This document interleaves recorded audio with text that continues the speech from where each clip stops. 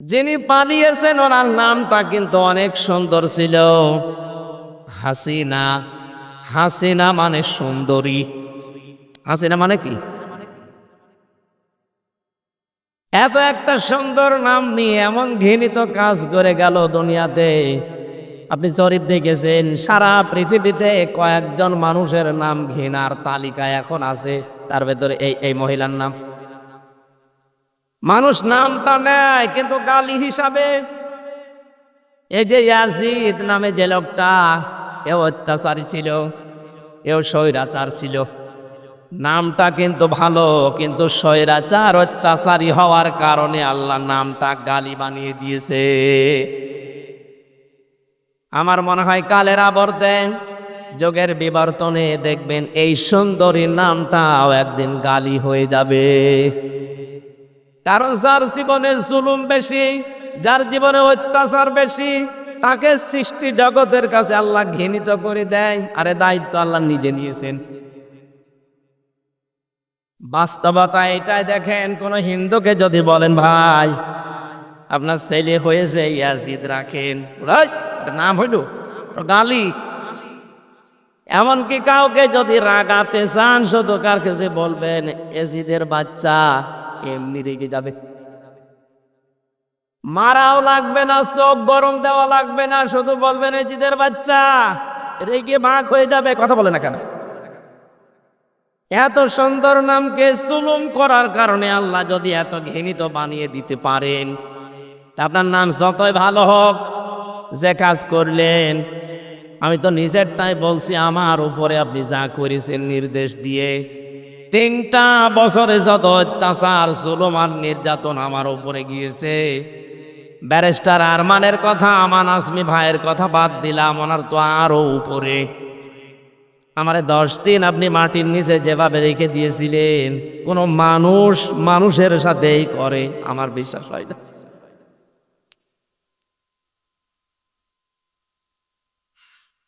এই অত্যাচার গুলো করার কারণে আমার তো যতটুকু এখন বাস্তবে জ্ঞান পেয়েছি, আমি দেখেছি আমার সংসারের দিকেই তাকিয়ে, এদেশের 18 কোটি মানুষ যদি ওই মহিলাকে মাফ করে দেয়, ব্যারিস্টার আরমানের বউ জীবনও মাফ করবে না। আর আমার মেয়েটা, ছোট মেয়েটা, এত রাগ ওই নামটা শুনলে ওরে গিয়ে যায়, অথচ নামটা কত সুন্দরী। জালেমদের উপরে আল্লাহ সৃষ্টি জগতের ভেতরে ঘৃণা তৈরি করে দেয়। এ দায়িত্ব হামজার না, এ দায়িত্ব কার? যেহেতু পেশাবাদর শামসিকার নাম শুনলে বোঝা যাচ্ছে চেহারাও কিরকম হবে। রাতের অন্ধকার বেছে নেওয়ার কারণে ঠিক থাকে, রাতে বের হয়ে শুধু ক্ষতি করে। আজ যারা জুলুমের অন্ধকার বেছে নিয়েছিলেন, আজ যারা শিরকের কুফরের বেদাতের অন্ধকারের পথ বেছে নিয়েছেন, আপনারাও মানুষের ক্ষতি করার জন্য, ঈমান ধ্বংস করার জন্য আপনারা রাতের অন্ধকার পাপের কাজগুলো বেছে নিয়েছেন। এটা যদি ইসলামে নেই, এই শিরিক ইসলামে আছে, বেদাত আছে, বলেন এ জুলুম নেই ইসলামে। এই কাজগুলো যারা করবে, পৃথিবীর ময়দানে মহান আল্লাহ পাক বলেন, এই মানুষগুলোর সামনে আপনি কোরআন উপস্থাপন করতে গেলে ওদের তো ভালো লাগবে না, কারণ মানুষগুলো দেখবে আমির হামজা যা বলতে চায় এগুলো আমার সাথে মেলে না। ও তখন রাগ করতে পারে। আপনার হাদিয়া তোফা, নজর নিয়াজ, এমনকি আপনার যাওয়া আসায় পর্যন্ত প্রতিবন্ধকতা সৃষ্টি হতে পারে। 1500 বছর আগে এই কথা আল্লাহ কোরআনে জানিয়েছেন হারজনের ব্যাখ্যায়। অথচ বাংলাদেশে এখন এই 1500 বছর পরে দেখলাম খাপের খাপ মিলে যাচ্ছে। মুসলমানদের ভেতরে হয়তো কেউ না বোঝার কারণে মন খারাপ করে, আর কিছু মানুষ যারা আল্লাহ রসুলে বিশ্বাসী, এরা যখন দেখে যে না কোরআনে যা বলে এটা তো আমার বাবার দরবারের সাথে মিলছে না, আমি যে রাজনীতি করি এর সাথে মিলছে না, তখন ওরা বলবে হুজুর কোরআন হাদিসের কথা বলেন, তা আমি কি বাবার কথা বলছি নাকি? সেদিন দিনাজপুরে ছিলাম, উনি আমার কানে কানে বলছে হুজুর এমন কোনো কথা বলবেন না যেন আমার গায়ে লাগে। আমি আপনার চিনি। কোথায়? আমার বাড়ি কুষ্টিয়া, আপনার বাড়ি দিনাজপুর। প্রায় 250-300 কিলোমিটার পথ, এত দূর পর্যন্ত এসেছি বনে আপনাকে আমি দেখিও নি, আপনার নামও শুনিনি। আপনার বিরুদ্ধে যাবে মানে আপনার পক্ষে যাওয়ার মতো কোনো কথা আমার আল্লাহ কোরআনে দেয়নি। কারণ আপনি যদি জালেম হয়ে থাকেন, মুনাফিক হয়ে থাকেন, আপনার পক্ষে কোনো কথা কোরআনে আছে? এক কথা বলেন আছে? এই, আমি কি নতুন করে কিছু বানাবো নাকি? আপনারা আসলেই বলেন যে আপনি যা বলেন সব ওই দলের দিকে যায়। আরে ভাই, ওই দলের লোক কোরআন মেনে চলে, এই জন্য ওই দলের দিকে যায়। আপনি তো কোরআন মানেন না, আপনার দিকে যাবে কি করে? যেখানেই যাচ্ছে এখন সারা দেশে একই অবস্থা। জালেম তো বিদায় নিয়েছে, কিন্তু মুনাফিক কিছু আছে। এই মুনাফিক গুলো খালি বারবার বলতে থাকে আমাদের বিরুদ্ধে যেন বলবেন না। আরে ভাই, আমি কি আয়াত নতুন করে তৈরি করব? কোথায় পাবো আমি? যা আছে জালেমের বিরুদ্ধে যেমন মুনাফিকের বিরুদ্ধে এইরকমই কথা বলেন না কেন? আপনার পক্ষে যদি আল্লাহর কোরআনের কথা, রাসূলের হাদিসের কথা নিয়ে আসতে হয়, তাহলে হারজনের ব্যাখ্যাটা আপনাকে বোঝা লাগবে। যেহেতু আমি এখানে বসেছি, কি করে উপস্থাপন করা লাগবে কোরআনে ধরন আল্লাহ আমাকে শিখিয়ে দিয়েছেন, আমরা সেই ধরনটা সামনে নিয়েই বলতে চাই। আল্লাহ আমাদের তৌফিক দাও, বলেন আমিন। 2024 সালের 5 আগস্টের সাথে কোরআনে কারিমের একটা আয়াতের আমি মিল পেয়েছি। এদিকে তাকা। এখন প্রশ্ন আসতে পারে, এটা নাজিল হয়েছে 1500 বছর আগে, 2005 সালের 5 আগস্টের সাথে মিল পেলেন কি করে? আপনি মিলবে। সূরা নাম 44 নম্বর আয়াত, ফালাম্মা নাসু মা যুক্কিরু বিহি ফাতাহনা আলাইহিম আবওয়াবা কুল্লা শাইইন হাত্তা ইযা ফারিহু বিমা উতু আখাযনাহুম বাগতাতান ফাইযা হুম মুবলিসুন। যারা কোরআন পড়তে পারেন আরবিতে বাংলায় একটু বাড়িছে, সূরা নামের 44 নাম্বার আয়াতটা মিলান, তখন দেখবেন জালেমদের প্রতি যারা ছাপায় গাচ্ছে এখনো, তাদের মুখ বন্ধ হয়ে যাবে। রব্বুল আলামিন বলেন, যখন তারা আমার আদেশ নিষেধ আমি যেটা পাঠিয়েছিলাম তাদের উপরে, এটা যখন তারা ভুলে গেল, তাদের যে নিয়ামতের দরজা আমি আল্লাহ সবগুলো খুলে দিলাম। এই যে ফাতাহনা, এর ফাইল সরাসরি আল্লাহ, বাবের বহুবচন আবওয়াব, ওদের শান্তির যত দরজা আছে সব আমি আল্লাহ ওদের ভুলে যাওয়ার কারণে খুলে দিলাম। প্রশ্ন আসতে পারে, আল্লাহর আদেশ ভুলে যাওয়ার কারণে আল্লাহ নিয়ামত আরো কেড়ে নেয়, আল্লাহ বাড়িয়ে দিল কেন? জবাব দিচ্ছি, এবার তাকান। 2006 সালের 28 অক্টোবর এই মাসে আমরা দেখেছিলাম একজন মানুষের মুখের কথাই লগি বইটা নিয়ে সারা দেশ থেকে মানুষ ঢাকায় গিয়ে জসিম ভাইয়ের মতো মানুষকে পিটিয়ে হত্যা করে লাশের উপরে ড্যান্স দিয়েছিল। জীবনে বহু ইতিহাস পড়েছি বিশ্ববিদ্যালয় থেকে, কিন্তু এই ইতিহাস কোনোদিন আমি শুনিও নি, পড়িও নি। দেখা তো দূরের কথা, যে জীবনে আফসাফুল মাখলুকাত মানুষ হত্যা করার পরে তার লাশের উপরে ড্যান্স দেওয়া যায়। সিরাজগঞ্জ থেকে একবার যাচ্ছিলাম মাহফিল করে, ড্রাইভারের পেছনে বসে আছে বাসের ড্রাইভার, মাঝখানে দেখলাম একটা কুকুর পড়ে আছে। কুকুরের গার উপর দিয়ে চালিয়ে না দিয়ে উনি বাম দিয়ে দিল, গাড়ি একটু কেঁপে উঠেছে। ড্রাইভারকে বললাম, ভাই আপনি এমন করলেন, গাড়ি এখনই তো অ্যাক্সিডেন্ট হয়ে যেত। আমারে বলছে, হুজুর আপনি দেখেন না একটা কুকুর পড়ে আছে, আমি ডবল করে ওর গার উপরে চাকা চালাবো, আমার বিবেক নেই। বললাম, ভাই ও তো মরা কুকুর, ও মারলে কি আর না মারলে কি? ড্রাইভার আমার দিকে ঘুরে বলছে, হুজুর আপনি কি আসলে হুজুর? আপনি কেমন হুজুর? আপনি দেখছেন যে একটা মরা কুকুর পড়ে আছে, আমি আবার ডবল করে চাকা চালাবো, আমার বিবেক কি মরে গেছে? এই কথা শোনার জন্য আমি ছিলাম। একটা মরা নিকৃষ্ট প্রাণী, দুইটা কুকুর আর শুকুর, তার ভেতরে একটা পড়ে আছে, তাও মরে পড়ে আছে। এর ওপর দিয়ে আপনি চাকা চালাতে পারলেন না, আপনার বিবেকে বাধা দিল। অথচ জসিম ভাইয়ের মতো মানুষকে, জীবিত মানুষকে পিটিয়ে লগে বৈঠা দিয়ে মারার পরে লাশের উপরে ড্যান্স দিয়েছে এই দেশে। আপনাদেরকে মানুষ বলেন কি করি, আমার তো বিশ্বাস হয় না। এই পৈশাচিক নির্যাতন, এই দৃশ্য দেখার পরে আমার ওই সময় মনে হয়েছিল না, এই পৃথিবীতে ক্ষমতার এই যে আসল যেটা, এটা আরামের জায়গা। অনেকে ভাবি আমরা, আসলে এটা আরাম। এই জায়গাতে আল্লাহ কোনোদিন এইরকম জালেমদেরকে আর দেবেন না। কিন্তু দেখলাম 2 বছর পরে ঠিক আল্লাহ তাদেরকে দিল। মনে করলাম হয়তো খুব বেশি হলো না, 5 বছর টিকবে।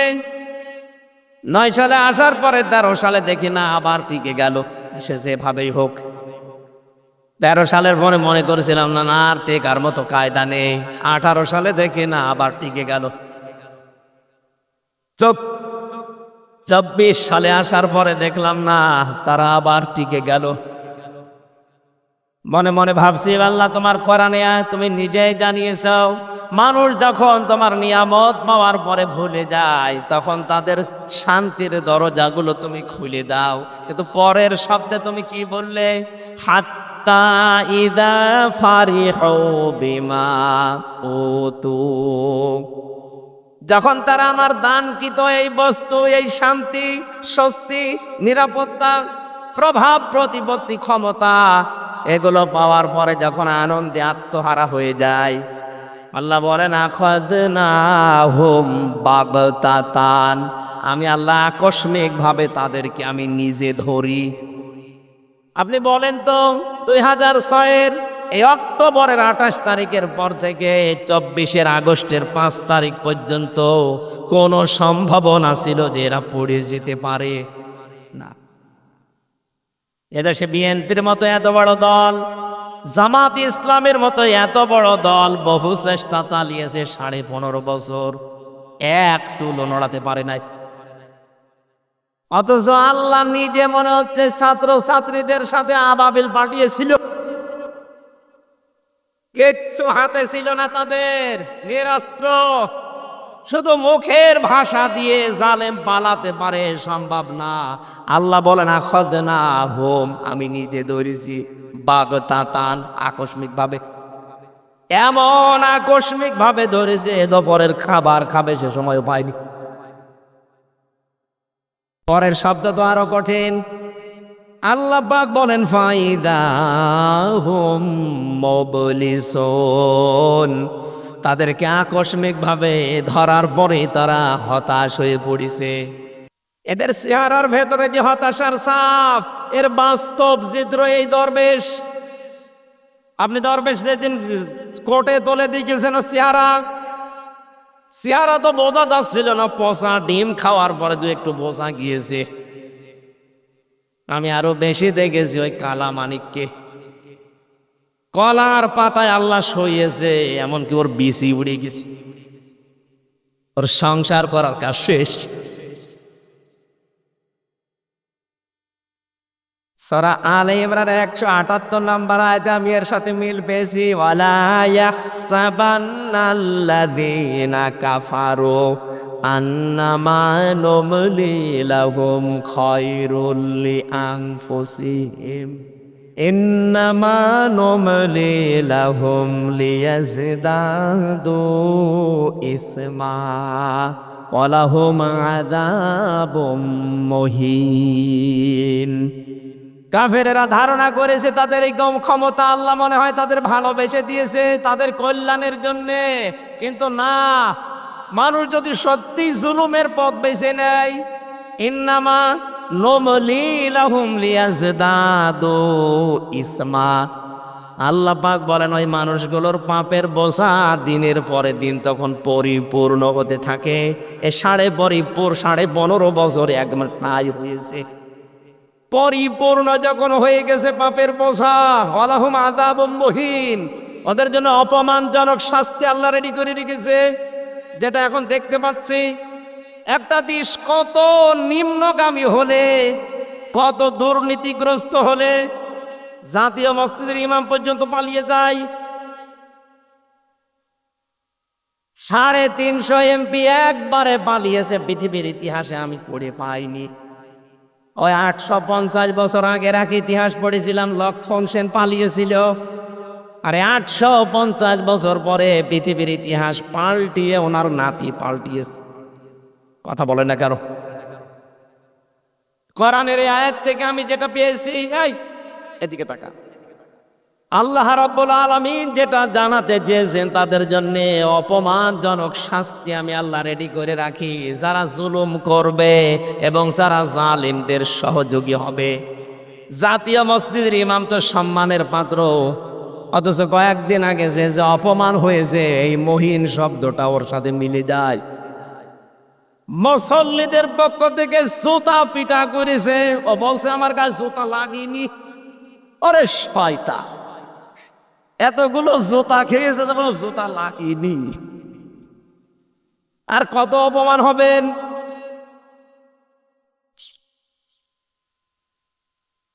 রাজশাহীবাসী সূরা নামের 44 নম্বর আয়াতের পরের অংশ বলছি। এবার ওদের যে আল্লাহ হতাশ করে দিয়েছে, ওরা নিরাশ হয়ে গেছে। আল্লাহ বলেন ফাকুতি আদাবিরুল কওমিল্লাযিনা যালামু, জালেমদের শিকড় কেটে দেওয়া হয়েছে। কেটেছে কে জানা নেই। ফাকুতিয়া মসল এর ফাইল জানা নেই। সুতরাং এই দেশে জালেমদের শিকড় কাটা আরম্ভ হয়েছে। এদেশে জালেমদের কোনো শিকড় থাকবে না, কে কাটবে কেউ জানবে না। আমরা চাই যারা বড় জালেম ছিল, যারা মাঝারি জালেম ছিল, যারা ছোট জালেম ছিল, প্রত্যেকের তালিকা করে করে মোড়ে মোড়ে টাঙিয়ে দেন। কোন জালেম যেন আর এই বাংলাদেশে প্রবেশ করতে না পারে, নিজের এলাকায় যেন আর প্রতিষ্ঠা না পায়। এই কথা বলা লাগবে, এটা ওদের জুলুমের পুরস্কার। কারণ জালেমদের দুনিয়াও শেষ, আখেরাত তো শেষ হয়ে গেছে আগেই। জালেমদের জন্য আখেরাতে কিচ্ছু নেই। জালেম মরবে আর জাহান্নামে যাবে, কারণ জালেমরা আল্লাহর মামলার আসামি। শব্দটা অনেক ভারী। প্রাণপ্রিয় রাজশাহীবাসী, দলমত নির্বিশেষে কোরআনের এই অনুষ্ঠানে আমরা এসেছি। আপনারা জানেন সারা বাংলাদেশ সহ বিভিন্ন জায়গায় এখন হিন্দু ধর্মের বড় অনুষ্ঠান চলছে। একটা কথা বলার জন্য বলা না, আমরা জানার জন্য বলছি। যদিও অনেকে হিন্দু ধর্মের এই অনুষ্ঠানকে বলতেছেন এটা সনাতন ধর্মের অনুষ্ঠান না। সনাতন মানে পুরাতন। সনাতন মানে কি? এ পৃথিবীতে সবচাইতে পুরাতন ধর্ম ইসলাম। এর আগে কিছু ছিল? বলেন। হযরত আদম আলাইহিস সালামকে আল্লাহ পাঠিয়েছিলেন সর্বপ্রথম মানুষ করে, তার ধর্ম কি ছিল? সুতরাং সনাতন ধর্ম এটা হিন্দু ধর্ম, খ্রিস্টান ধর্ম, বৌদ্ধ ধর্ম, ইহুদি ধর্ম নয়। এ পৃথিবীতে সনাতন ধর্ম মানে ইসলাম ধর্ম। কথা বলে না কেন? সেই ইসলামের যত ভালো ভালো কাজগুলো আছে তার অন্যতম আজকের এই অনুষ্ঠানটা।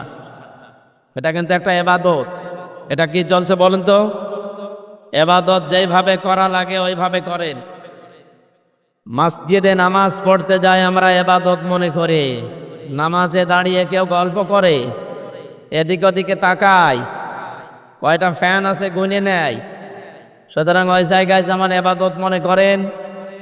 যদিও কাতারে অনেকের জায়গা হয় না, কষ্ট করে হলেও আপনি দাঁড়িয়ে নামাজটা আদায় করেন। এখানে আমরা দেখতে পাচ্ছি জায়গা হচ্ছে না, তারপরেও কষ্ট করে। কোরআনে কারিমের জন্য যদি কেউ কষ্ট স্বীকার করে তার ডবল সওয়াব হবে। এজন্য আমরা যারা আরামে আছি আপনাদের তুলনায়, তাদের সওয়াব কিন্তু ডবল হচ্ছে। একটু কষ্ট করেন ভাই। সবাইকে নিয়ে আমরা আল্লাহর ওই দরবারে শুকরিয়া আদায় করছি, যিনি আমাদেরকে এই মুক্ত একটা জীবন দিলেন। এই যে বাক স্বাধীনতা, এটা আল্লাহর পক্ষ থেকে যে 5টা জিনিস বান্দাকে দেওয়া হয়েছে স্পেশাল ভাবে, তার ভেতরে এইটা একটা। আসলে পুলিশ দেখেও মানুষ ভয় পাচ্ছে না, সেই ভয়টা কেটে গেছে। যে সমস্ত কোলাঙ্গার অফিসারদের কারণে আজ এই প্রশাসনের উপরে মানুষের ধারণাটা পুরা পাল্টিয়ে গেছে, তাদের বিচার করা দরকার। এ পোশাকটার অনেক মূল্য ছিল, কিন্তু কিছু কোলাঙ্গার এই জালেমাকে টিকিয়ে রাখতে গিয়ে পোশাকের অমর্যাদা করে এমন জায়গায় পৌঁছিয়েছে, দেখেন পুলিশ বসে আছে তারপরও ভয় পাচ্ছে।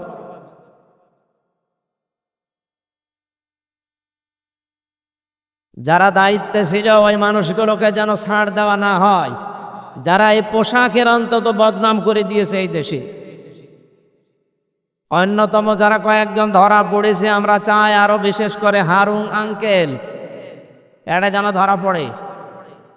কোথায় আছে আমরা জানি না, যেখানে থাকে দেশে গোয়েন্দা যারা আছেন খুব তাড়াতাড়ি তারা বের করেন। পোশাকের মর্যাদা তার জন্যে নাই, আরো আছে এরকম 27 জন আমি তালিকা জানি। এই 27 জনের কারণে আজ পুরা প্রশাসনের ওপরে বাংলার মানুষেরা তো ক্ষোভ। এটা যেন আস্তে আস্তে পাল্টিয়ে যায়। আপনারা আমি পায়ে ধরতে হলে ধরতে বলেন, কিন্তু কথা বলবেন না ভাই। দাঁড়িয়ে থাকেন, শুয়ে থাকেন, বসে থাকেন, কথা বলবেন না। আমি এমনি অসুস্থ, আমার স্ত্রী আমার সন্তান সব লাইফ সাপোর্টে ছিল, তাদেরকে এই কিছুক্ষণ কয়েকদিন আগে দিয়েছে কেবিনে, এখনো পর্যন্ত তারা ভালো না, আমারও অবস্থা ভালো না।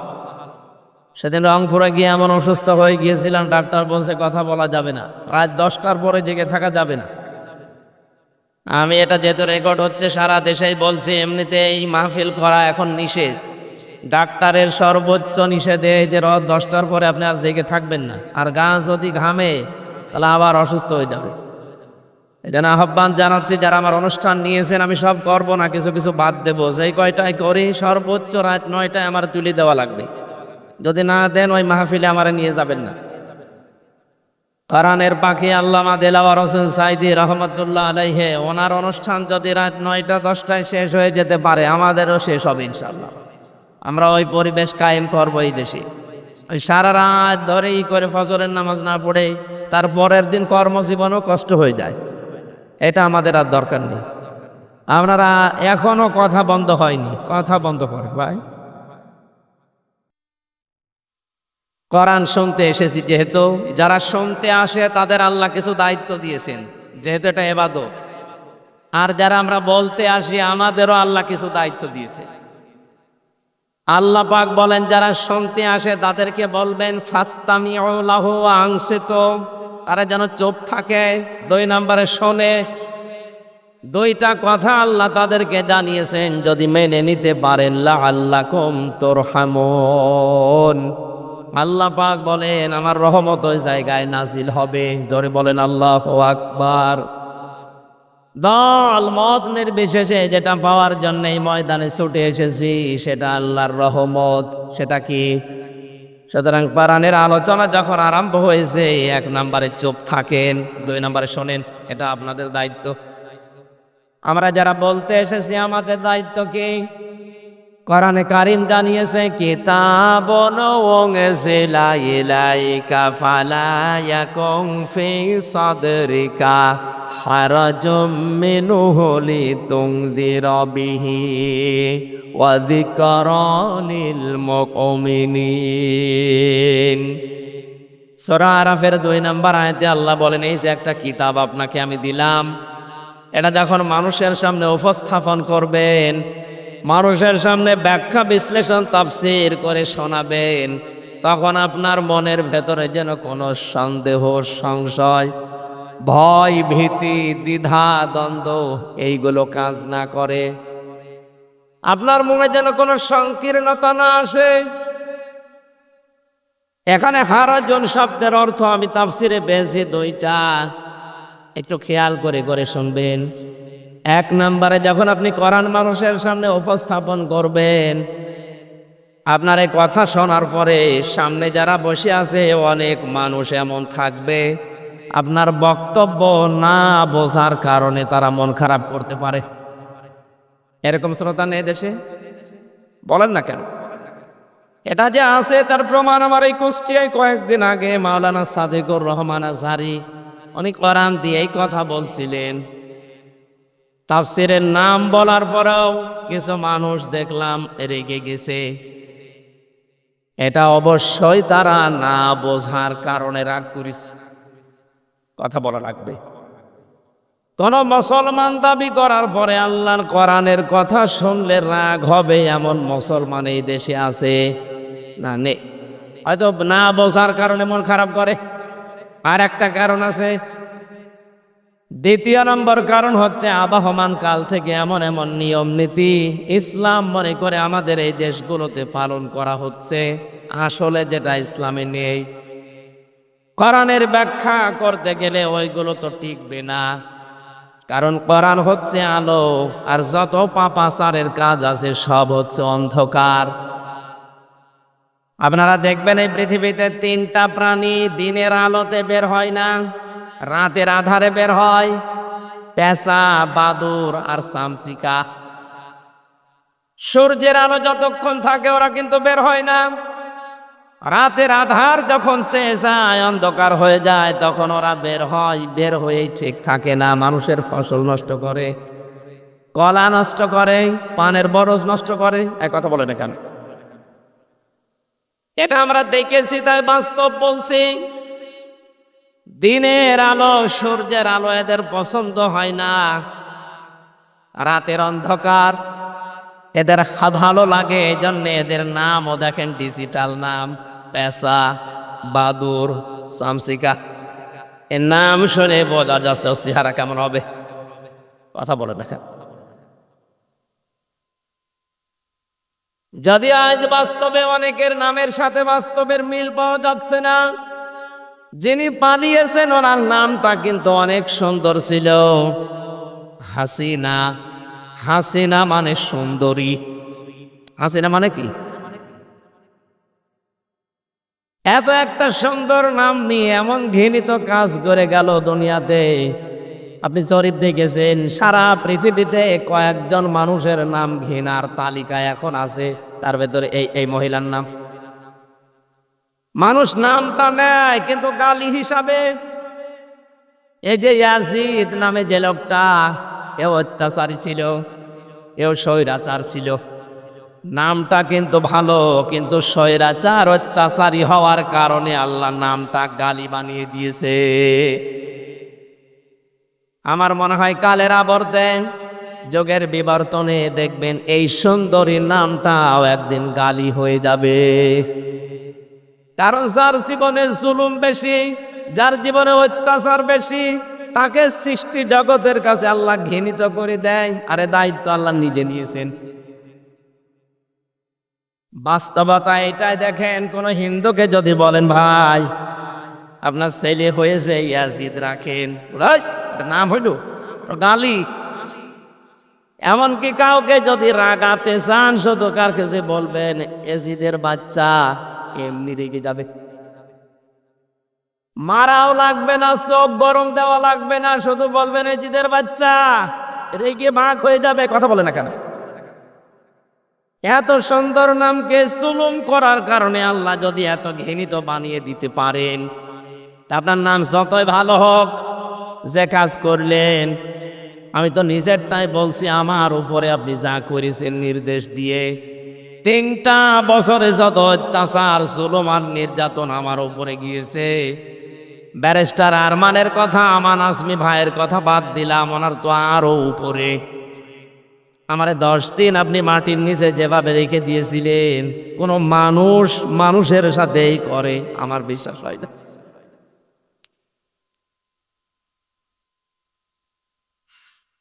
এই অত্যাচার গুলো করার কারণে আমার তো যতটুকু এখন বাস্তবে জ্ঞান পেয়েছি, আমি দেখেছি আমার সংসারের দিকেই তাকিয়ে, এদেশের 18 কোটি মানুষ যদি ওই মহিলাকে মাফ করে দেয়, ব্যারিস্টার আরমানের বউ জীবনও মাফ করবে না। আর আমার মেয়েটা, ছোট মেয়েটা, এত রাগ ওই নামটা শুনলে ও রেগে যায়, অথচ নামটা কত সুন্দরী।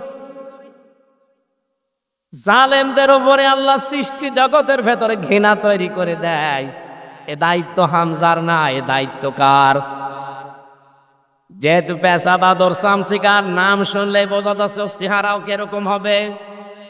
রাতের অন্ধকার বেছে নেওয়ার কারণে ঠিক থাকে, রাতে বের হয়ে শুধু ক্ষতি করে। আজ যারা জুলুমের অন্ধকার বেছে নিয়েছিলেন, আজ যারা শিরকের, কুফরের, বেদাতের অন্ধকারের পথ বেছে নিয়েছেন, আপনারাও মানুষের ক্ষতি করার জন্য, ঈমান ধ্বংস করার জন্য আপনারা রাতের অন্ধকার পাপের কাজগুলো বেছে নিয়েছেন। এটা যদি ইসলামে নেই, এই শিরিক ইসলামে আছে, বেদাত আছে, বলেন এ জুলুম নেই ইসলামে। এই কাজগুলো যারা করবে, পৃথিবীর ময়দানে মহান আল্লাহ পাক বলেন এই মানুষগুলোর সামনে আপনি কোরআন উপস্থাপন করতে গেলে ওদের তো ভালো লাগবে না, কারণ মানুষগুলো দেখবে আমির হামজা যা বলতে চায় এগুলো আমার সাথে মেলে না। ও তখন রাগ করতে পারে, আপনার হাদিয়া তোফা নজর নেওয়া, যেমন কি আপনার যাওয়া আসায় পর্যন্ত প্রতিবন্ধকতা সৃষ্টি হতে পারে। ১৫০০ বছর আগে এই কথা আল্লাহ কোরআনে জানিয়েছেন হারজনের ব্যাখ্যায়, অথচ বাংলাদেশে এখন এই ১৫০০ বছর পরে দেখলাম খাপের খাপ মিলে যাচ্ছে।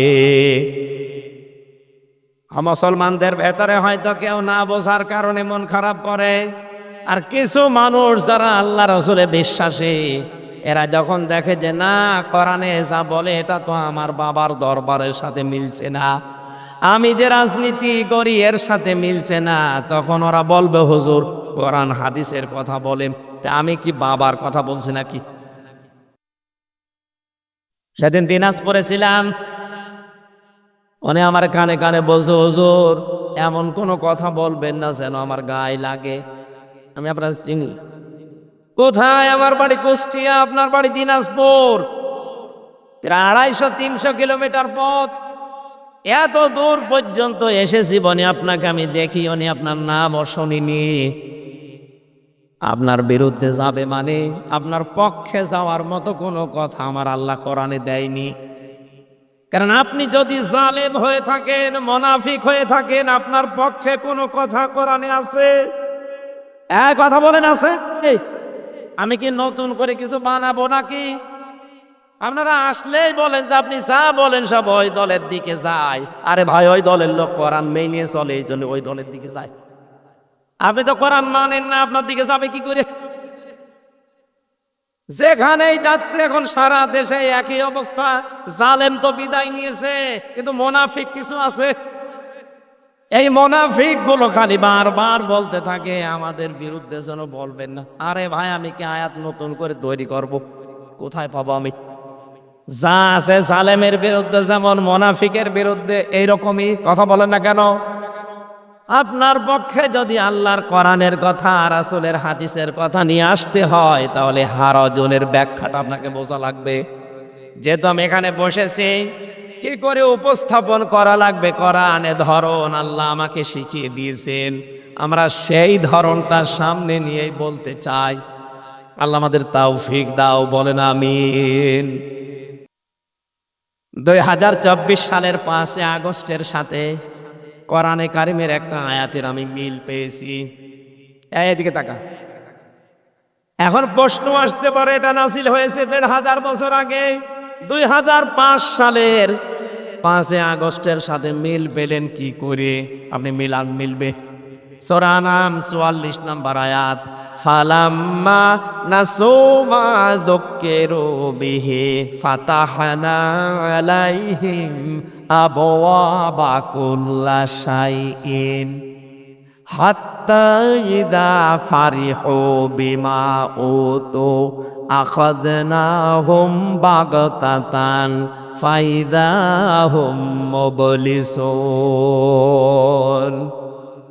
যারা কোরআন পড়তে পারেন আরবিতে বাংলায় একটু বাড়িছে সূরা আনআমের ৪৪ নম্বর আয়াতটা মিলান, তখন দেখবেন জালেমদের প্রতি যারা ছাপায় গাচ্ছে এখনো, তাদের মুখ বন্ধ হয়ে যাবে।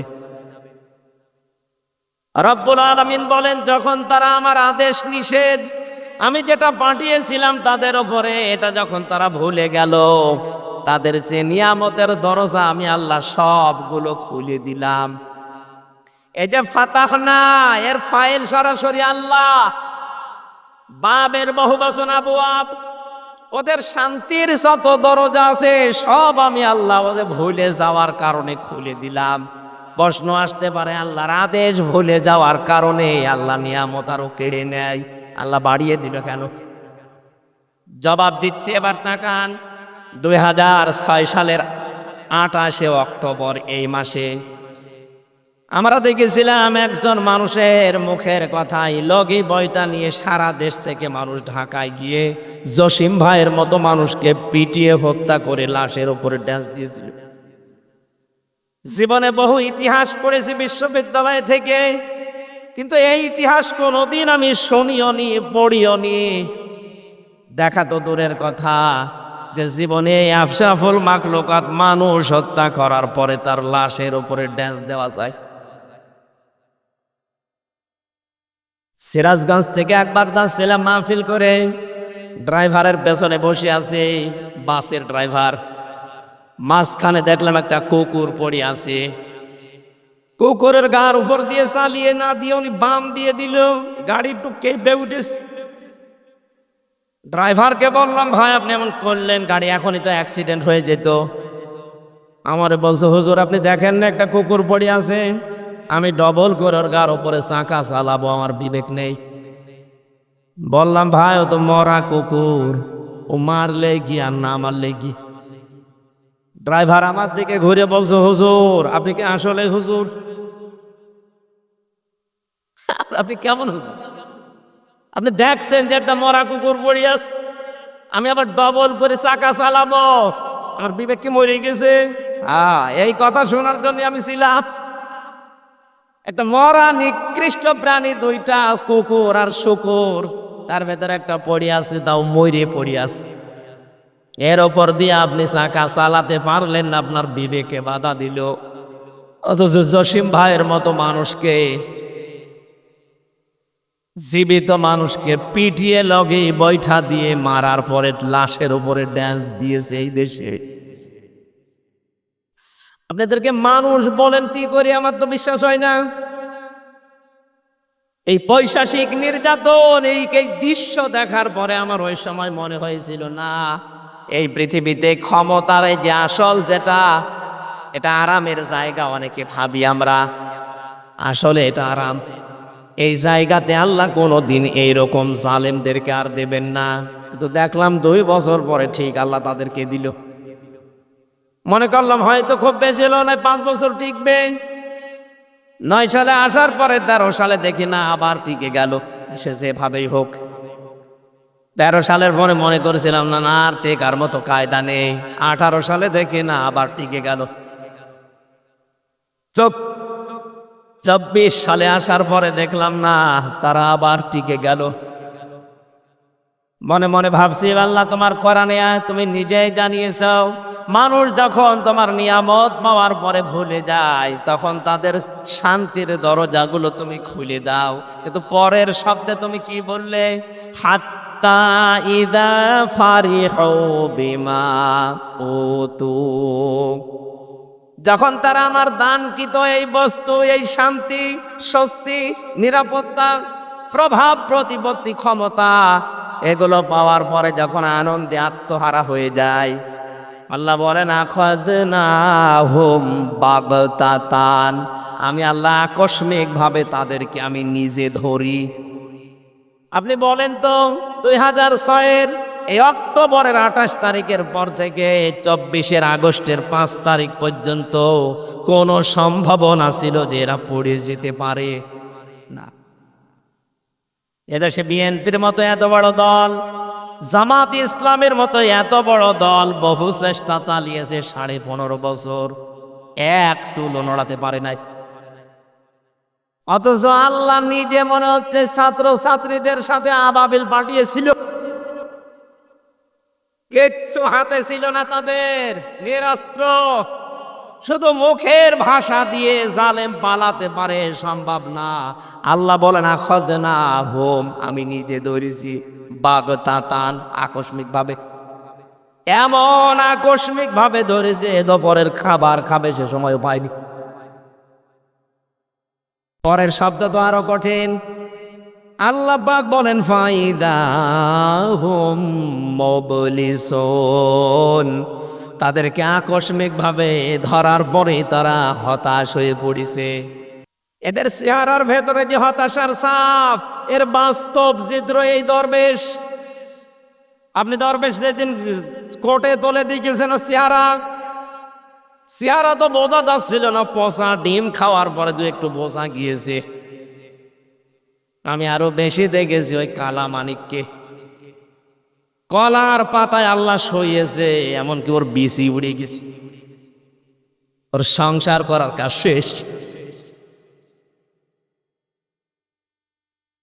সূরা আলে ইমরান 178 নম্বর আয়াতে আমি এর সাথে মিল পেয়েছি, ওয়ালা ইয়াহসাবান্নাল্লাযীনা কাফারু আন্নামা নুমলি লাহুম খায়রুল লিআনফুসিহিম ইন্নামা নুমলি লাহুম লিয়াজদাদু ইসমা ওয়ালাহুম আযাবুম মুহিন। কাফেরেরা ধারণা করেছে তাদের এই গম ক্ষমতা আল্লাহ মনে হয় তাদের ভালোবেসে দিয়েছে তাদের কল্যাণের জন্যে, কিন্তু না, মানুষ যদি সত্যি জুলুমের পথ বেছে নেয়, ইন্নামা নুমলি লাহুম লিয়াজদাদু ইসমা, আল্লাহ পাক বলেন ওই মানুষগুলোর পাপের বোঝা দিনের পরে দিন তখন পরিপূর্ণ হতে থাকে। এ 15.5 বছরে একবার তাই হয়েছে, পরিপূর্ণ যখন হয়ে গেছে পাপের বোঝা, ওয়ালাহুম আযাবুম মুহিন, ওদের জন্য অপমানজনক শাস্তি আল্লাহ রেডি করে রেখেছে। যেটা এখন দেখতে পাচ্ছি, একটা দেশ কত নিম্নগামী হলে, কত দুর্নীতিগ্রস্ত হলে জাতীয় মসজিদের ইমাম পর্যন্ত পালিয়ে যায়। 350 এমপি একবারে পালিয়েছে, পৃথিবীর ইতিহাসে আমি পড়ে পাইনি। ওই 850 বছর আগের এক ইতিহাস পড়েছিলাম, লক্ষণ সেন পালিয়েছিল। আরে 850 বছর পরে পৃথিবীর ইতিহাস পাল্টিয়ে ওনার নাতি পাল্টিয়েছে। কথা বলে না কারো। কোরআনের এই আয়াত থেকে আমি যেটা পেয়েছি, এই এদিকে তাকা, আল্লাহ রাব্বুল আলামিন যেটা জানাতে চেয়েছেন তাদের জন্য অপমানজনক শাস্তি আমি আল্লাহ রেডি করে রাখি, যারা জুলুম করবে এবং যারা জালিমদের সহযোগী হবে। জাতীয় মসজিদের ইমাম তো সম্মানের পাত্র, অথচ কয়েকদিন আগে যে অপমান হয়েছে এই মহিন শব্দটা ওর সাথে মিলে যায়। মুসল্লিদের পক্ষ থেকে জুতা পিটা করেছে, ও বলছে আমার গায়ে জুতা লাগেনি। ওরে শয়তা, এতগুলো জুতা খেয়েছে, জুতা লাগেনি, আর কত অপমান হবেন।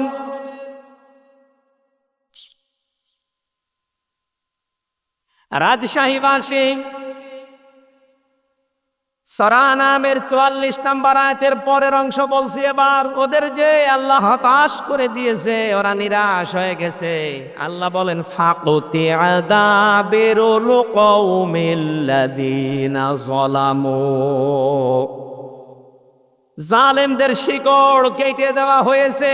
কেটেছে কে জানা নেই, ফাকুতিয়া মসল এর ফাইল জানা নেই। সুতরাং এই দেশে জালেমদের শিকড় কাটা আরম্ভ হয়েছে। এদেশে জালেমদের কোনো শিকড় থাকবে না, কে কাটবে কেউ জানবে না। আমরা চাই যারা বড় জালেম ছিল, যারা মাঝারি জালেম ছিল, যারা ছোট জালেম ছিল, প্রত্যেকের তালিকা করে করে মোড়ে মোড়ে টাঙিয়ে দেন।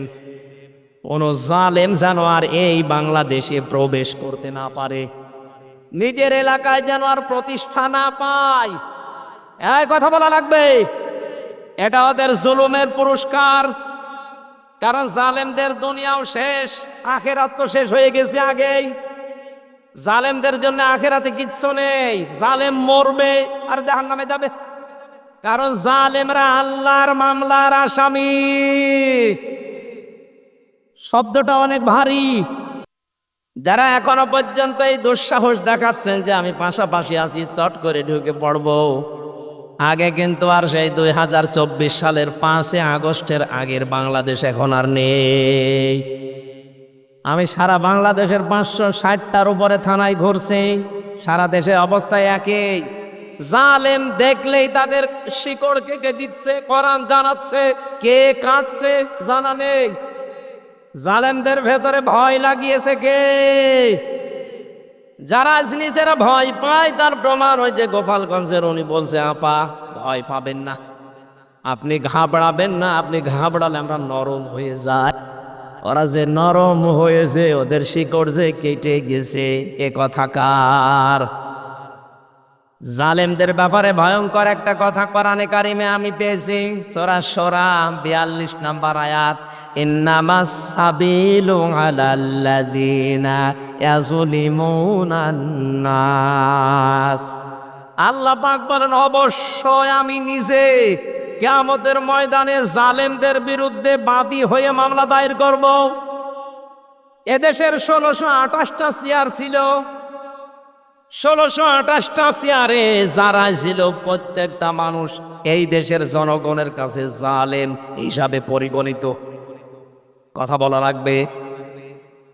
এই 1628টা চেয়ারের কারণে আজ হাজার হাজার মানুষ গুম হয়ে গেছে, খুন হয়ে গেছে, বছরের পরে বছর আমার মতো জেল খেটেছে। কত কিছু থেকে তারা বৈষম্যের শিকার ছিল। এমনিতেই ছেলে মেয়েরা ফুসে ওঠেনি। বিশ্ববিদ্যালয় থেকে অনার্স মাস্টার্স করে ফার্স্ট ক্লাস ফার্স্ট হওয়ার পরেও তার জায়গায় সে যেতে পারবে না।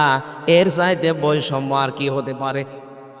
আমরা চাই কিয়ামতের আগে এই বৈষম্য যেন দেশে আর ফিরে না আসে। জালেমরা যেহেতু এই দেশে হামসার মামলার আসামি না, এরা সরাসরি মামলার আসামি। কার? এই জন্য কোনো জালেম এদেশে থাকতে পারবে না। এদেশে থাকতে হলে মানুষের বন্ধু হয়ে থাকা লাগবে। নবীজির হাদিস ছিল, খয়রুন নাস মাইয়ানফাউন নাস।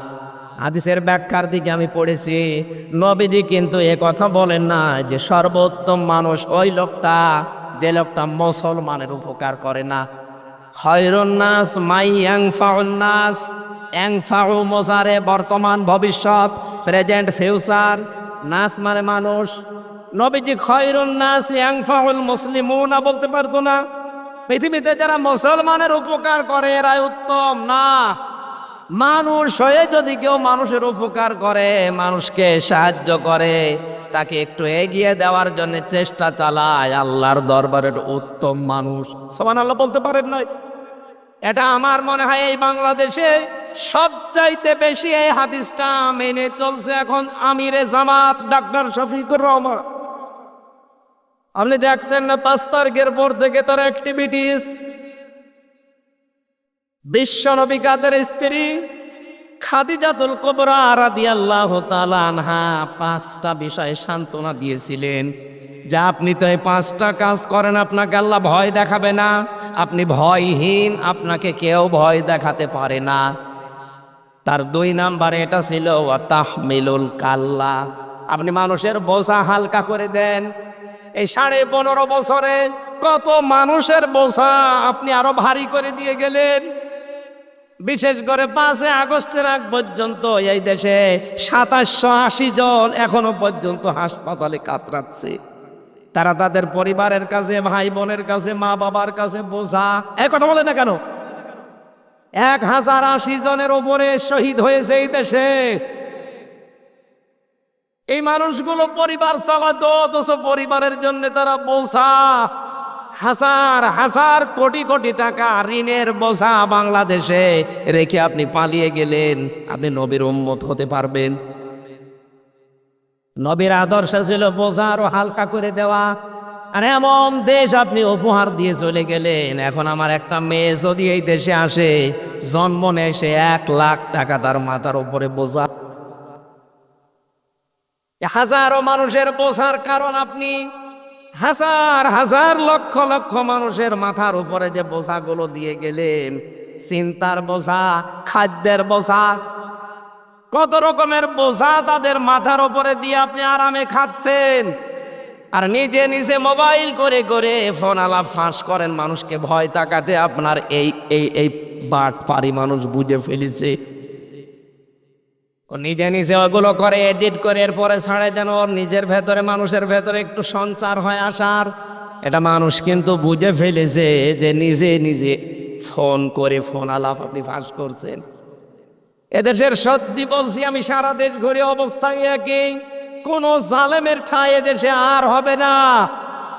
আশা করছি কোন জালেম যদি ধরা পড়ে ওর উপযুক্ত শাস্তি না দিয়ে যেন আদালত জামিন না দেয়। দেখছি কয়েকজন জামিন পাচ্ছে, যারা দায়িত্বে আছেন সাবধান, উর্মির মতো করবেন না। উর্মির মতো যদি আপনিও ধরা পড়েন, আপনার জীবন কিন্তু দেশের মানুষের হাতে চলে যাবে আজরাইল আসার আগেই। আজরাইল জান কবজ করতে আসবে পরে, আগে করবে জনগণ। এটা না আশা করবো কোন জালেম যদি সত্যিই প্রমাণ হয় এটা জালেম জুলুম করেছে, তার যেন জামিন না হয়। আমি বিনা কারণে যদি 3 বছর জেল খাটতে পারি, জালেমদের তো 9 বছর খাটা দরকার। এই কথা বলা যাবে না, কথা বোঝার চেষ্টা করে।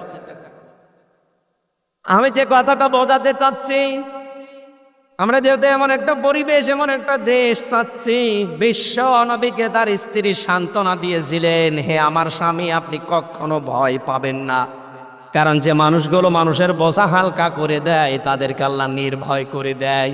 এর বাস্তব প্রমাণ যার নাম বললাম, এই লোকটা। আমি নিজে তার সাথে চলেছিলাম। তার যে তাকওয়া, এই লোকটার যে ইবাদত বন্দেগী আমি কাছ থেকে দেখেছি, আল্লাহর উপরে তার যে তাওয়াক্কুল ভরসা, এমনি এমনি তৈরি হয়নি। এই মানুষটা একামতের দিনের এই লাইনে আসার পর থেকে জীবন উৎসর্গ করে দিয়েছে মানবতার জন্য। এই দেশে 18 কোটি মানুষের এই একজনের নামেই শুধু বানাই ডাক্তার শফিকুর রহমান, মানবতার ফেরিওয়ালা। বিশ্ব নবীকে তার স্ত্রী খাদিজা বলেছিল এটা। আপনি ভয় পাবেন না, কোনো কিছু আপনাকে ভয় দেখাতে পারে না, কারণ আপনি মানুষের বোঝা হালকা করেন। আপনি কোন নবীর উম্মত দাবি করছেন, মানুষের বোঝা আরো ভারী করে দিচ্ছেন। আমার পরিবারে 3টা বছরে যে বোঝা তৈরি করে দিয়ে গেলেন, আমার বাবা অসুস্থ, আমার মা অসুস্থ, আমার ম্যাডাম লাইফ সাপোর্টে ছিল কয়েকদিন আগেও, মেয়েটা আইসিইউতে, আর আমি জেলখানায় পড়ে আছি 3 বছর। কোনো কিছু করার পরে যদি আমার দিতেন আমি মেনে নিতাম, কিচ্ছু জানি না। আপনি নিজেই বলতেন রিমান্ডে এসে, বলে না আপনি জানি কিছু করেননি, তারপরও ওপরের নির্দেশ। এই ঠনকো একটা মামলা দিয়ে, মামলায় যদি আমার সাজাও লাগিয়ে দিত, তাও সর্বোচ্চ 3 মাস। অথচ 33 বারের উপরে মামলাটা আমার সিএমএম কোর্ট, জজ কোর্ট, হাইকোর্ট। 33 বার আমার বাবা, আমার চাচা, আমার যারা শুভাকাঙ্ক্ষী ছিল জোর জোর করে তুলেছিল মামলা, জামিন দেয়নি। কয়েকদিন আগে মামলাটা পুরা খারিজ হয়ে গেছে। বিচারপতি ওইটা দেখার পরে বলছে, কি দেখে বিচার করবো, এর ভেতরে কোনো মাল নেই। এর ভেতরে মাল নেই। 3 বছর তো মামলা আপনার কাছে ছিল, এতদিন তো বলেননি যে মাল নেই। উনি এই কথাই আমারে বলতো, আমি পরবর্তীতে কথা বলেছিলাম, বছর বছর আমার হাত বাঁধা। আমি জানি শুধু ওনার না, এখন যেহেতু ওনার হাত খোলা, এখন ন্যায় বিচার করতে পারছে।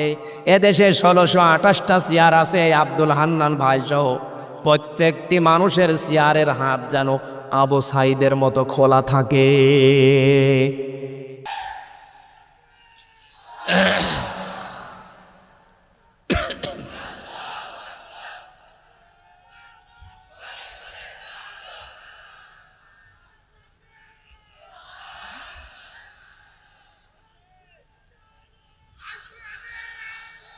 আমার ভাইরা, আমরা আর কিয়ামতের আগে এই দেশে যারা চেয়ারে বসবে তাদের হাত বাঁধা দেখতে চাই না, চাই সবার হাত খোলা থাকবে।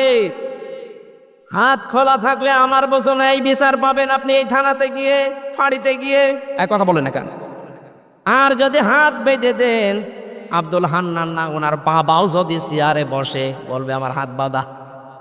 যেন আমরা চাচ্ছি এদেশে কারো হাত যেন আর বাঁধা না থাক।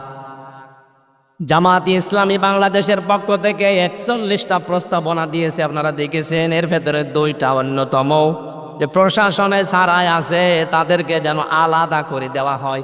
ওই অমক নেতা পাতি ছাতি কি বলবে সেই অনুযায়ী কাজ করা লাগবে। তার মানে কি ওনারা কি আপনার গোলাম নাকি?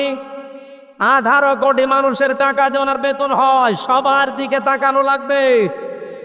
জামাত ইসলামের এই প্রস্তাবনার সাথে আমরা একমত কিনা বলেন তো?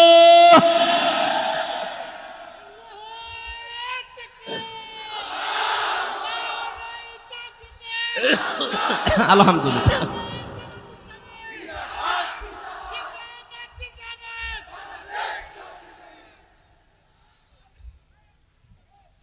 রাজশাহীবাসী আমরা বাকি কথা আমার শরীর এবং সময়ের দিকে খেয়াল করছি। কালকে আমার শপথ আছে কুষ্টিয়াতে, আমি বেশি দেরি করতে পারবো না। সকাল 6টায় আসবে সেক্রেটারি জেনারেল, এই জন্যে খুব তাড়াতাড়ি করছি। আমি মনে করলাম 10টায় শেষ করে চলে যাব। এমনি যে শরীরের অবস্থা, আবার কালকে আছে টাঙ্গাইলে, ওই অনুষ্ঠান শেষ করে ওইটা ধরা লাগবে। চারিদিকে খেয়াল করে আমি আয়াতে প্রবেশ করছি, সব বাদ দিয়ে দিলাম। সূরা হুদ থেকে একটা মাত্র আয়াত পড়েছি, 36 নম্বর আয়াত। এখন এই ঐতিহাসিক প্রেক্ষাপটের ব্যাকগ্রাউন্ড, এরপরে শিক্ষা, এগুলো সব বলতে গেলে অনেক সময় যাবে। আমি সব বাদ দিয়ে সরাসরি প্রবেশ করছি, নাকি জবান ছেড়ে আমরা কোরআনে প্রবেশ করি। আউযু বিল্লাহি মিনাশ শাইতানির রাজিম, বিসমিল্লাহির রহমানির রহিম। وأوحي إلى نوح أنه لن يؤمن من قومك إلا من قد آمن فلا تبتئس بما كانوا يفعلون।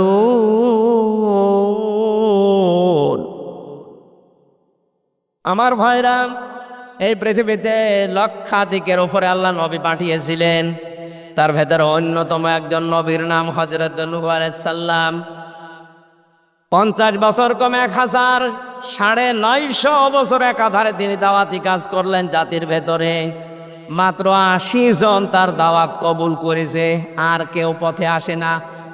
শুধু পথে আসে না তা না, জাতির লোকেরা তার কাছে আবদার জানিয়েছে যে আপনি যে কিয়ামতের ভয় দেখান ওইটা নিয়ে আসেন। এবার আল্লাহ পাক রাগ হয়ে গেলেন। এতদিন পর্যন্ত 950 বছর ওরা মানে নাই, আমি কিছু বলি নাই। ওরা মানে নাই, আমি কিছু বলি নাই। শুধুমাত্র মানে নাই তা না, এরপরে বাধা তো দিয়েছে, এখন আবার কিয়ামত দেখতে চাই। ও নূহ, ওদেরকে আমি মিনি কিয়ামত দেখাবো। ওয়াউহিয়া ইলা নূহিন আন্নাহু লা ইউমিনা মিন কওমিকা। যারা ঈমান এনেছে এই মানুষগুলো বাদ দিয়ে আপনার তোমার এই কওমের ভেতর থেকে আর কেউ আমার প্রতি ঈমান আনবে না, বিশ্বাস করবে না।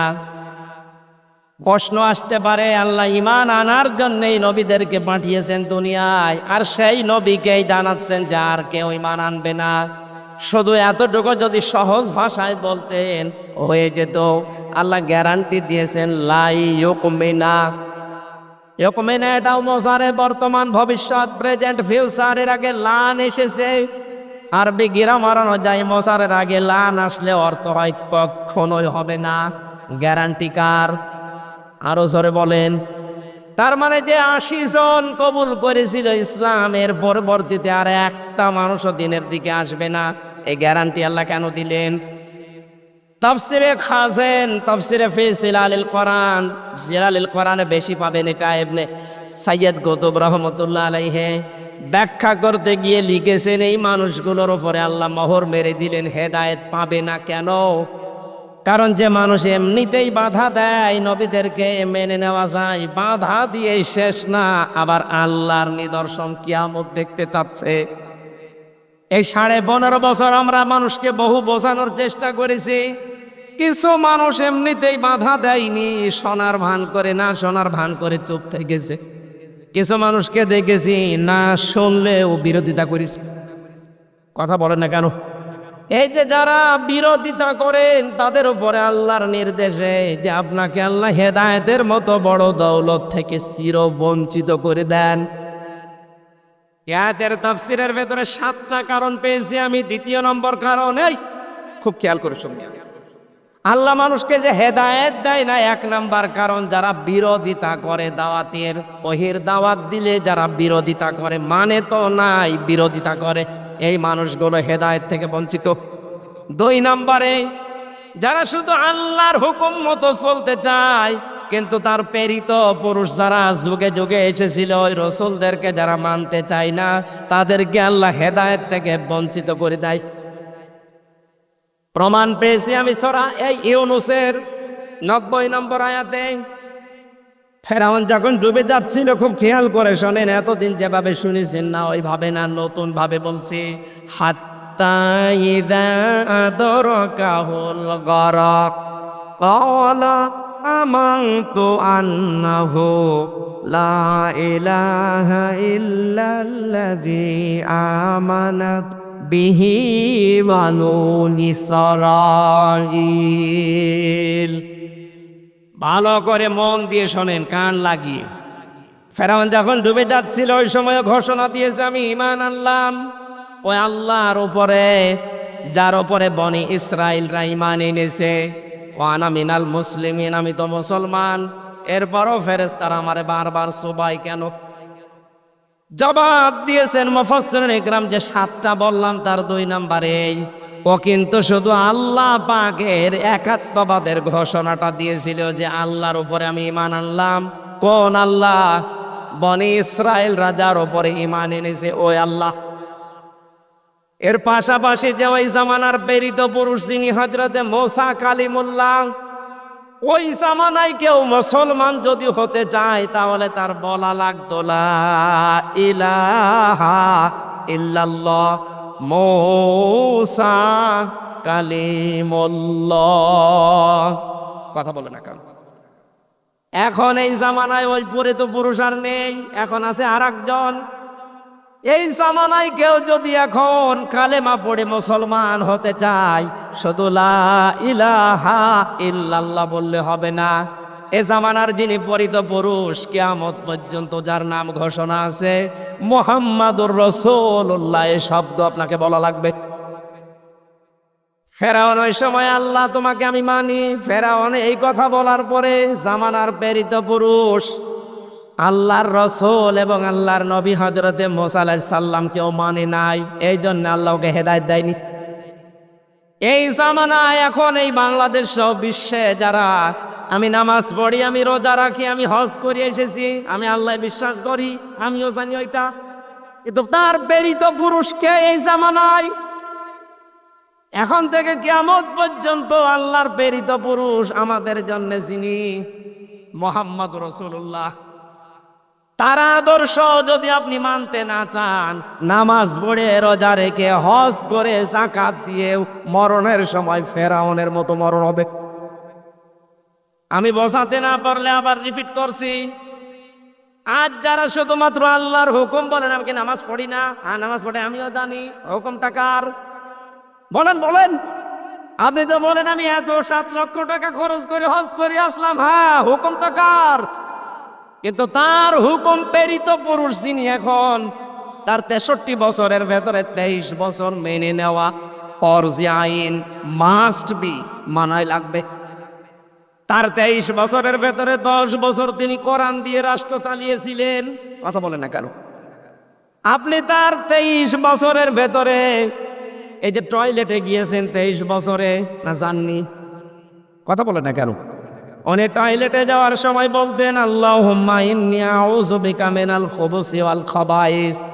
বের হওয়ার সময় বলতেন আল্লাহুম্মা ইন্নী গফরানাকা আলহামদুলিল্লাহিল্লাযী আযহাবা আন্নিল আযা ওয়া আফানি। বাম পা দিয়ে ঢুকে ডান পা দিয়ে বের হয়ে 8-10 মিনিট যে টয়লেটে কাটালেন, পুরাটাই ইবাদত। এটা মানেন তো? এখানে আলেম যারা আছে বলেন তো এই খারাপ কাজ ইবাদত হতে পারে? কারণ রসুলের তরিকা 8-10 মিনিট না, যদি 1 ঘন্টাও আপনি বসে থাকেন, পুরা 1 ঘন্টা ইবাদত। আরো জোরে বলেন। রাসূলুল্লাহর 1 ঘন্টা 10-15 মিনিট যদি আপনার ইবাদত মনে হয়, উনি যে 10 বছরে কোরআন দিয়ে দেশ চালালেন, এইটা আপনার রাজনীতি মনে হয়? আমি তো এই কায়াত জাতিকে বোঝাতে পারি না। রসুলের টয়লেট করে আপনি ইবাদত মনে করেন, আর তার 10 বছর কোরআন দিয়ে রাষ্ট্র চালানো মনে করেন রাজনীতি, দুনিয়ার কাজ। আপনার মরণ হবে ফেরাউনের মতো।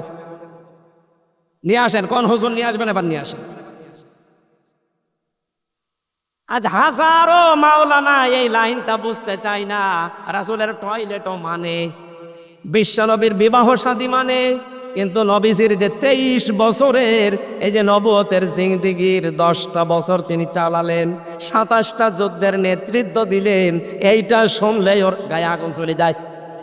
ও তখন উল্টা পাল্টা কথা, হ্যাঁ এটা রাজনীতি হচ্ছে, এটা দুনিয়ার কাজ, এটা জঙ্গিপনা, এটা মৌলবাদের কাজ। আপনি বলতে পারলেন এটা? মুসলমানদেরকে যদি এই দেশে কেউ আর কিয়ামতের আগে মৌলবাদ বলে, তাকে আমরা উচিত শিক্ষা দেব ইনশাআল্লাহ। কিসের মৌলবাদ? এই শব্দের ধোয়া তুলেই তো এই 15.5 বছর হাজার হাজার মানুষ গুম হয়েছে।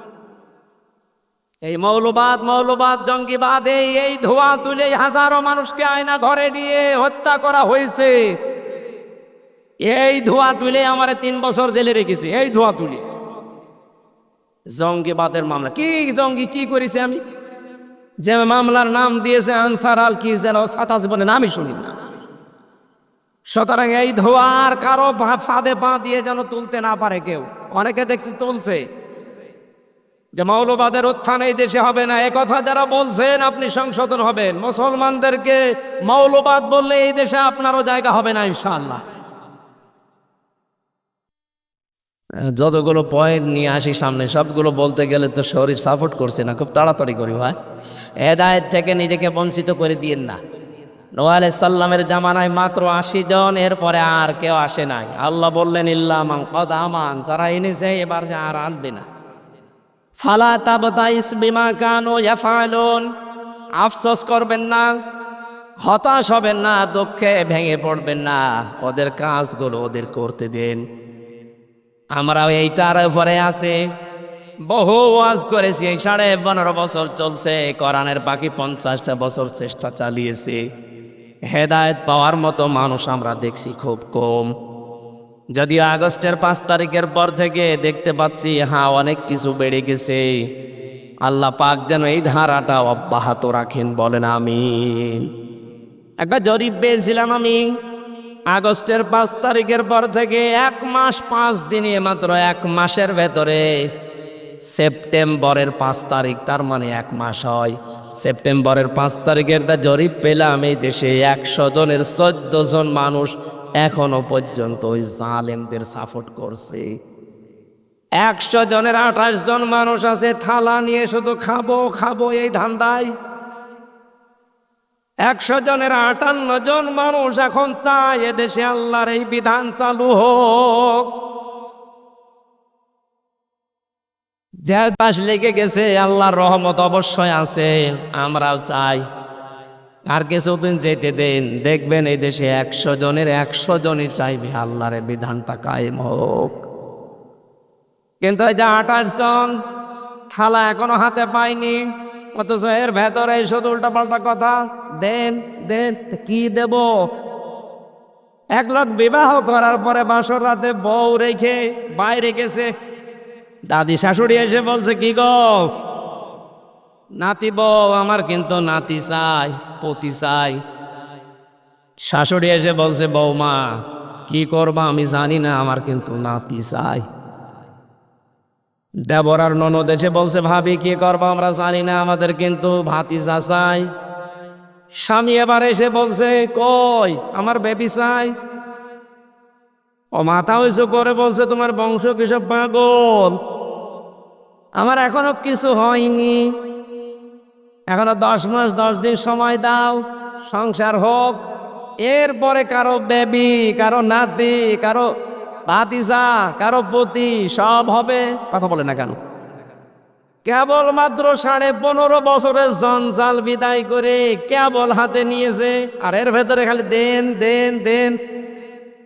আপনার নাতি দেবে, আপনার পতি দেবে, আপনার ভাতিজা দেবে, আপনার বেবি দেবে, ওকে ফ্লাক্স লোড করে নিয়ে আসবে।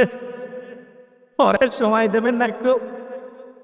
15.5 বছরের জঞ্জাল এখনো কি বিদায় হয়েছে? 100 জনের 65 জন আমরা দেখতে পাচ্ছি অনেকে বিদায় নিয়েছে, পরিবর্তন অলরেডি হয়ে গেছে, আর বাকিগুলোরও থাকার দরকার নেই। পড়াটা পাল্টিয়ে ফেলুক, সংস্কার করা, যেহেতু সংস্কার আন্দোলন, এটা যেই 9টা দফা দিয়েছিল ছাত্র আন্দোলনের এই ভাইরা, তার ভেতরে সংস্কার তারা চায়নি। আমরা চাই সংস্কার করে হাতে দিক, নাই তো এখন দেন দেন করলে আবার দিনের ভোট রাতি হয়ে যাবে। কথা বলেন না কেন? খুব বেশি দিনও না, আমরা সঙ্গত সময় অন্তত 10 মাস 10 দিন লাগে একটা বাচ্চা হতে, সেই সময় তো দেওয়া লাগবে। যেন আমাদের দুঃখ আফসোস নেই, যে যা করছেন করেন, তার হিসাব তাকে দেওয়াই লাগবে। আল্লাহ রাব্বুল আলামিন হযরত নূহ আলাইহিস সালামকে এবার আদেশ দিলেন, ওরা যা আরম্ভ করেছে শুধু কিয়ামত চাই তা তো বলে না, আপনার উপরও এবার অত্যাচার জুলুম নির্যাতন একেবারে শেষ করে ফেললো। আমি আল্লাহ আপনাকে আদেশ দিলাম, ওয়াসনাইল ফুলকা বিআয়ুনিনা ওয়া ওয়াহয়িনা ওয়ালা তুখাতিবনি ফিল্লাযিনা যালামু ইন্নাহুম মুগরাকুন। রব্বুল আলামিন বলেন, একটা নৌকা কিস্তি বানাও, কিস্তি তৈরি করো আমি আল্লাহর নির্দেশ মতো, আমার চোখের সামনে, তার মানে আমার তত্ত্বাবধানে। নির্দেশ কার? আরো জোরে বলেন। আল্লাহ পাকের নির্দেশ মতো, তার ওহী মতো, তার চোখের সামনে, তার মানে তার কুদরত অনুযায়ী নূহ নবী নৌকা বানালেন 3 তলা। 3 তলা নৌকায় তিনি তুলতে বললেন তার আহাল পরিবারের শুধু সন্তান আর স্ত্রী বাদ দিয়ে বাকিগুলোকে।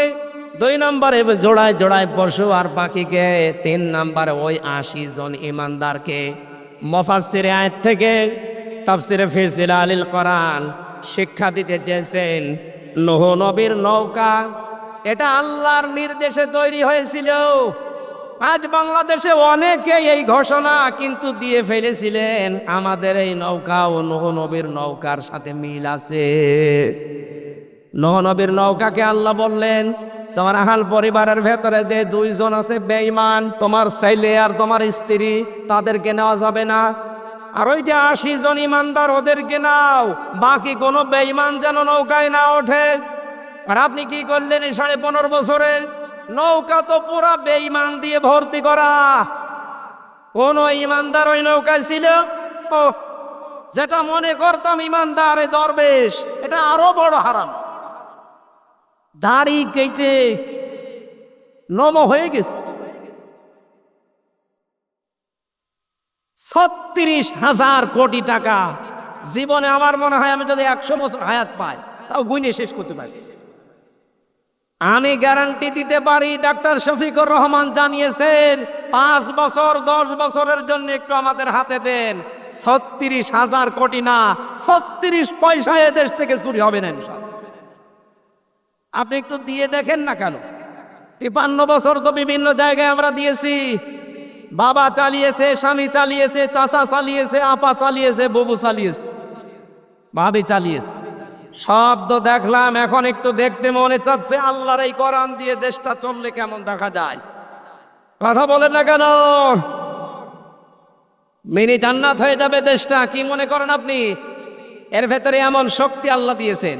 খালি 500 আয়াত আছে শরীয়তের বিধান, এগুলো একটু চালু করে দেন, এই বাংলাদেশ মিনি জান্নাত হয়ে যাবে। অনেকে বলছে তাহলে একটু ডাল মাইল খাই, এগুলো কি হবে? আরে ভাই, আপনার ডাল খেতে মনে চাইবে না। মসজিদে প্রবেশ করলে কেউ কি লাল পানি খেতে চায়? ডাল খেতে চায়? বিড়ি খেতে চায়?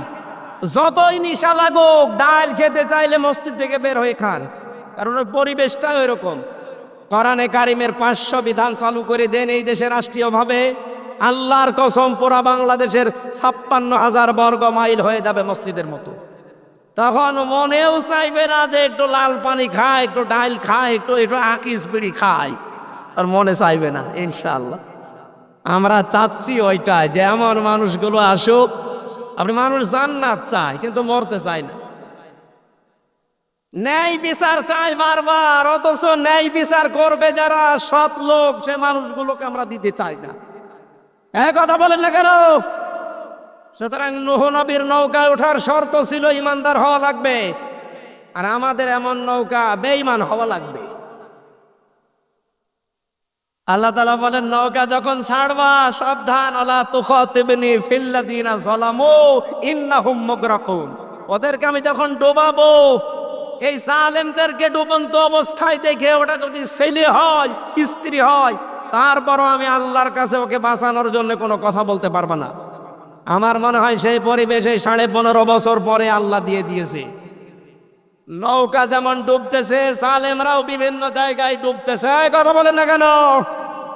ইমানদার আমরা যারা আছি, যারা নির্যাতন, অত্যাচার, জুলুমের শিকার ছিলাম, এই মাজলুম মানুষ, ওদের দৃশ্য দেখে এখন যদি মায়া কান্না করে, না এটা আমার অমুক দুলা ভাইয়ের শালীর মেয়ের অমুক ছিল, এটা বাঁচাও না, জালেমদের ক্ষমা নেই। কথা বলেন না কেন? এ ফতোয়া আমি নিজে বানালাম। অলা তুখাতিবনি ফিল্লাযিনা যালামু, জালেমদের পক্ষে ওকালতি করবেন না। ওদের শাস্তি যদি না হয়, নূহ আলাইহিস সালাম বলেছিলেন রব্বিলা তাদার আলাল আরদি মিনাল কাফিরিনা দাজ্জারা, ওদের একটা আন্ডা বাচ্চা পর্যন্ত যেন জীবিত না থাকে, কারণ যেইটা বাঁচবে ওইটা আরেকটা হারামি জন্ম দেবে। আমরা চাচ্ছি আল্লাহর এই ফতোয়াকে সামনে রেখে কোনো জালেমের পক্ষে ওকালতি করব না, ওর যা শাস্তিও আগে পাক, তাহলে এই দেশে আর কেউ নতুন করে জুলুম করার সাহস দেখাবে না ইনশাআল্লাহ। হাদিস পড়েছিলাম, যে ব্যক্তি কোরআন শরীফ পড়ে আর কোরআনকে এজহার করার চেষ্টা করে, এজহারের 7টা অর্থ আছে প্রধান। এর প্রথম অর্থ এজহার মানে দাঁড় করানো, এজহার মানে কি? এরপরে স্পষ্ট করা, এজহার মানে বিজয়ী করা। সুতরাং যে ব্যক্তি কোরআন আমরা পড়ি, যারা কোরআনকে বিজয়ী করার জন্য যদি চেষ্টা চালায়, ফাহাল্লা হালালাহু ওয়া হাররামা হারামাহু, এর ভেতরে হালালকে হালাল জেনে তখন আমরা মানতে পারবো, হারামকে হারাম জানার পরে তখন ছেড়ে দেওয়া সহজ হবে। কথা বলেন না কেন? আল্লাহর নবী বলেন আদখালাহুল্লাহুল জান্নাহ। যদি পরিবেশ এরকম হয়ে যায়, কোরআন যদি বিজয়ী থাকে, হালালকে হালাল জেনে মানতে পারো, হারামকে হারাম জেনে ছেড়ে দিতে পারো, দেখবা পুরা পরিবেশটাই জান্নাতের পরিবেশ হয়ে যাবে। ওখান থেকে বিদায় নিলেই আদখলা, এটা মাসি, নবীজি বলেন আদখালাহুল্লাহুল জান্নাহ, আল্লাহ তাকে জান্নাতে দিয়েই দিয়েছে। আমরা এরকম একটা দেশ চাই না যেখানে মরলেই জান্নাত পাওয়া যাবে। কথা বলেন ঠিক কিনা?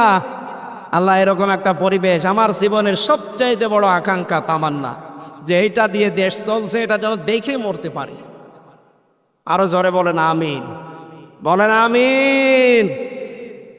এই আকাঙ্ক্ষা আল্লাহ যেন পূরণ করেন আমাদের, আল্লাহুম্মা আমিন। লা ইলাহা ইল্লা আনতা সুবহানাক ইন্নী কুনতু মিনাজ জালিমিন। রব্বুল আলামিন, অসুস্থ শরীর নিয়ে ঘন্টা খানিক কথা বলেছি তোমার বান্দা বান্দীদের সামনে। কোরআনে কারিমের যে কথা বোঝাতে চেয়েছি, আশা কল সবাই দিয়েছে, এটা আমল করার তৌফিক সবাইকে দিয়ে দাও। বড় আশা, বড় আকাঙ্ক্ষা, বড় তামান্না জীবনে আমার, তোমার এই কালাম দিয়ে বাংলাদেশটা চলছে এটা দেখার। আল্লাহ আমার চর্ম চোখে এটা দেখে মরার তৌফিক দিও। যে পরিবেশ তুমি আমাদের হাতে তুলে দিলে, পরিবেশটা তুমি দীর্ঘস্থায়ী করে দাও। কোরআনে কারিম যেন তোমার এই জমিনে বাস্তবায়ন হয়ে যায়, বান্দা বান্দীদের মন দিল এই দিকে ঝুঁকিয়ে দাও। এ বিশাল আয়োজন করতে গিয়ে বাংলাদেশ জামাত ইসলামী কিশোরহাট পৌরসভার উদ্যোগে যারা শ্রম দিল, আল্লাহ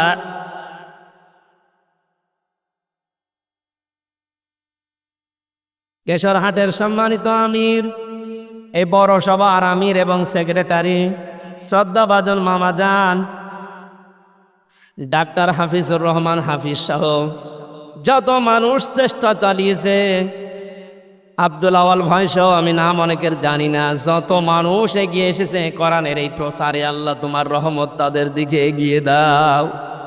মাহফিলের প্রধান অতিথি, বিশেষ অতিথি সভাপতি সাহেবকে কবুল করো। সম্মানিত মা বোন যারা এসেছে, আল্লাহ পর্দার আড়ালেদেরকে খাদিজার মতো, আয়েশার মতো বানিয়ে দাও।